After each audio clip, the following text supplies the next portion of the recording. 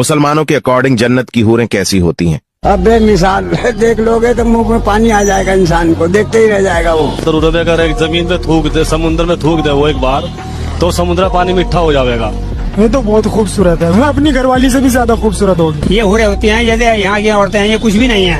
अगर आप चांद के पास भी ले जाओगे तो वो धुंधला पड़ जाएगा। इस दुनिया से हूरें जो है इस दुनिया की औरत से 70 गुना बेहतर है। रुक तेरे को बताते तेरी ये जन्नत है या कोठा?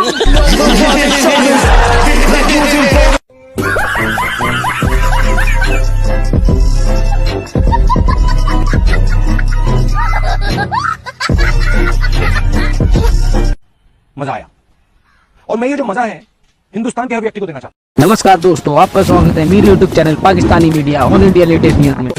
अगर अल्लाह ने मुझे वो मौका दे दिया ना और बादल ने कहा कि बोलो क्या बारिश करूं, तो मैं कहूंगा मेरे ऊपर तो हूरों की बारिश कर दे, मेरे ऊपर फुल मेकअप वाली हूरों की बारिश कर दे। हम इस तरह के जाहिलों को बचपन में नेक समझते थे। अच्छा हुआ टाइम रहते ऊपर वालों ने इनके असली चेहरा दिखा दिया। जय श्री राम।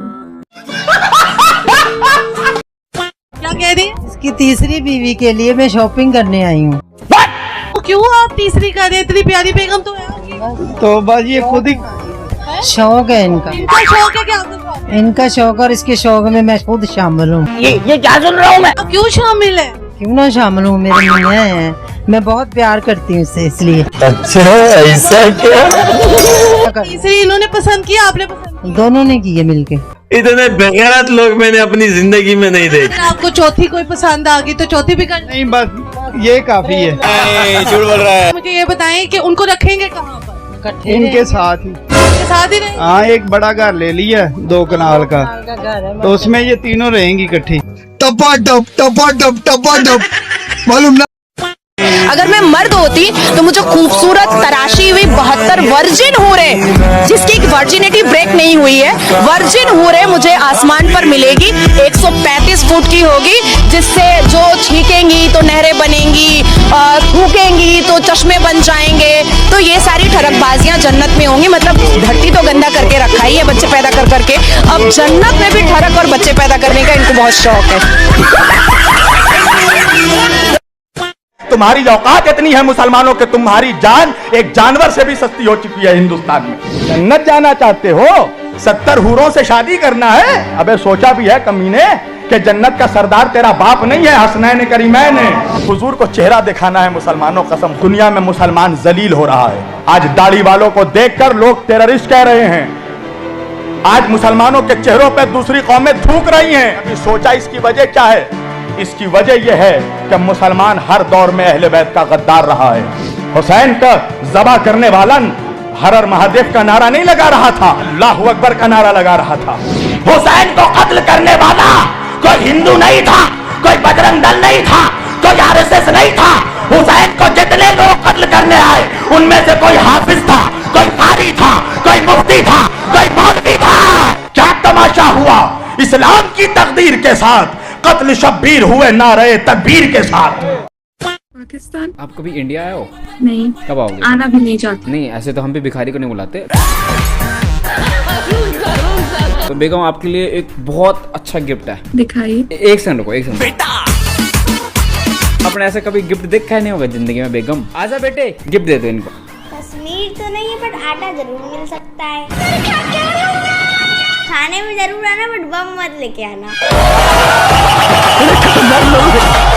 सो बेगम 9 जून कैसा गया आपका? इंशाल्लाह हम ही जीतते। बारिश भी आ जाती तब भी नहीं जीत पाते। आप ज्यादा उड़ो मत वरना मैं इंडिया आके आपका गर्दन पकड़ लूं। पहले अपने क्रिकेट टीम को बोलो ढंग से बॉल पकड़ ले। मैच का बदला देखिएगा, सीधा लगाएंगे हिंदुस्तान में। अच्छा, वो तो चलो आप लोगों का धंधा है बम बम लगाने का, लेकिन इस देश में ना सब बजरंगी के भक्त है। देख लो कि इस दिन पाकिस्तान को लंका ना बना दे कोई। और सड़ी गली औरतों के ऊपर दिल फेंकते हो ना कि तुम आशिक हो गए, इश्क हो गया, लब हो गया, मैं लब करता हूं। सुनो, जो जन्नत में तुम्हारे लिए अल्लाह अज़्ज़ व जल ने तैयार की हुई, और तुम रंडियों, खुजड़ों, खसरों, तवायफों की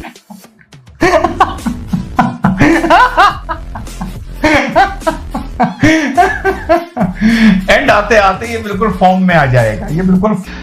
और यहाँ तो हो सकता है मिनटों में आप फारिग हो जाते हो। अल्लाह के नबी सल्लल्लाहु अलैहि वसल्लम की हदीस आती है,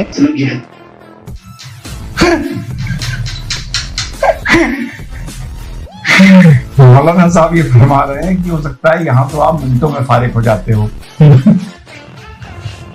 समझ गए ना?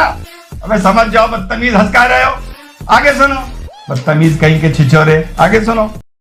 और मैम मेरा आपसे क्वेश्चन था, क्योंकि ये हम इंस्टाग्राम, यूट्यूब और गूगल पे भी देखते हैं और ये बहुत छोटी सी बात है, हाफिज जी ने भी, हाँ मौलाना साहब ने बात कही कि माँ के कदमों के नीचे जन्नत बता दी गई है।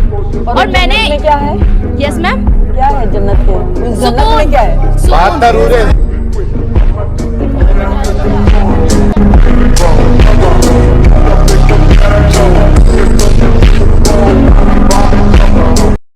जैसा कि दोस्तों मैंने आपसे कहा था कि मैं वीडियो के अंत में बताऊंगा कि मोदी जी ने मुसलमानों के लिए क्या किया है, तो सुनिए जी अगाड़ी। 1947 से लेकर 2016 तक 50% मुस्लिमों के घर बिजली के कनेक्शन थे, जो 2019 तक सिर्फ 3 साल में 92% हो गए, यानी कि 36% मुस्लिमों को लाइट कनेक्शन सिर्फ 3 सालों के अंदर मिले। अब आ जाओ बैंक खाते पर। 2016 तक 66% मुस्लिम के बैंक खाते थी, जो 2019 तक 92% हो गए। अब करते हैं सरकारी नौकरी की बात, यानी कि गवर्नमेंट जॉब की। 2014 तक कुल 4.5% मुस्लिम गवर्नमेंट जॉब में थे, जो 2030 तक 10.5% हो चुके हैं। अब बात करते हैं स्किल इंडिया स्कीम की, जिसमें 33% मुस्लिम को स्किल किया गया है। PMEGP स्कीम के तहत 70% मुस्लिमों को बिजनेस सेट करने में मदद मिली, 70% मुस्लिमों को। अब चलो थोड़ी शिक्षा पे बात कर लेते हैं। 2014 तक 69% मुस्लिम शिक्षित थे, जो 2019 तक 74% हो गए। अब बात करते हैं मुस्लिम लड़कियों की एजुकेशन पे। 2014 तक 65% मुस्लिम लड़कियां एजुकेशन लेती थी, जो बढ़कर अब 74% हो गई है।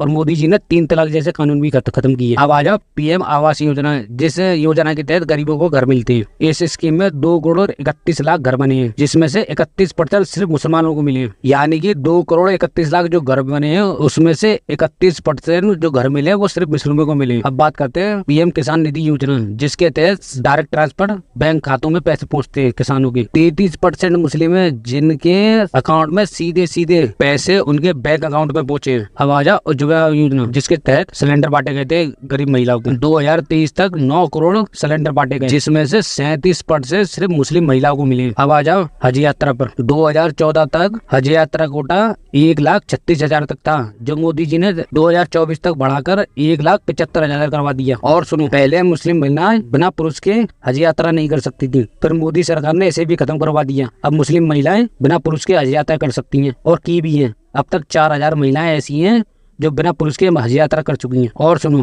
पहले हज यात्रा पर जो GST 18% थी, जो मोदी सरकार ने हटा के सिर्फ 5% कर दी, जिससे हवाई जहाज का किराया कम हो सके। दोस्तों आंकड़े और भी हैं, इसके लिए मैं एक पूरी वीडियो बनाऊंगा। तो दोस्तों अब आप खुद ही डिसाइड कीजिए कि मोदी जी मुस्लिम विरोधी है या नहीं। तो फिर मिलते हैं नेक्स्ट वीडियो में, जब तक के लिए जय हिंद।